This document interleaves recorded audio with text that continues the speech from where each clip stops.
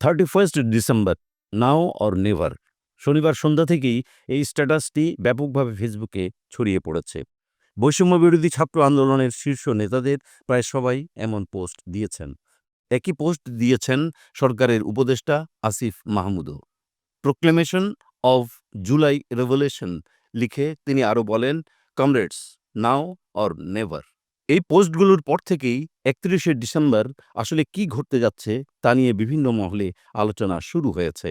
বৈষম্যবিরোধী ছাত্র আন্দোলনের সাবেক সমন্বয়ক এবং অন্তর্বর্তী সরকারের উপদেষ্টা আসিফ মাহমুদ বিবিসি বাংলাকে জানান, জুলাই অভ্যুত্থানের কিছু গুরুত্বপূর্ণ কাজ বাকি ছিল, যা ২০২৪ সালের মধ্যেই সম্পন্ন হবে এবং আনুষ্ঠানিকভাবে সেই ঘোষণা দিবে বৈষম্যবিরোধী ছাত্র আন্দোলন।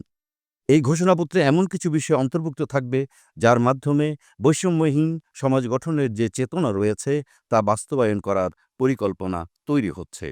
বৈষম্যবিরোধী ছাত্র আন্দোলনের সদস্য সচিব আরিফ সোহেল জানান, জুলাইয়ের অভ্যুত্থান একটি ঐতিহাসিক ঘটনা এবং এই ঘোষণাপত্রে কিছু বিশেষ ও ব্যতিক্রমী বিষয় থাকবে।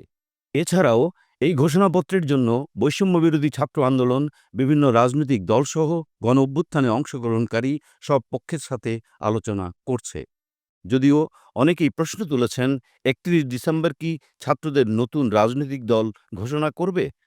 এই বিষয়ে আরিফ সোহেল জানান, এটি একেবারেই ভিন্ন কিছু, যা বাংলাদেশের ইতিহাসে একটি ব্যতিক্রমী ঘটনা হবে। এদিকে সন্ধ্যায় বিভিন্ন সামাজিক মাধ্যম পোস্টে বলা হয়েছে, ৩১ ডিসেম্বর বিকেল ৩টায় শহীদ মিনারে জুলাই বিপ্লবের ঘোষণাপত্র পাঠ করা হবে। ঘোষণাপত্রে কি থাকবে?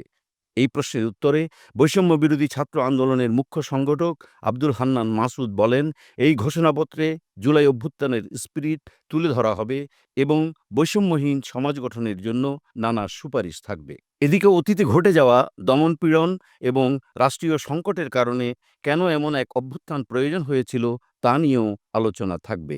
বিশেষভাবে ৫ আগস্টের পর গঠিত সরকার নিয়ে অসন্তোষ এবং প্রশাসনিক সংকটের বিষয়টি গুরুত্ব পাবে, যেখানে একটি বিপ্লবী সরকার গঠন না হওয়ায় বেশ কিছু গুরুত্বপূর্ণ সিদ্ধান্ত গ্রহণে বিলম্ব হয়েছে।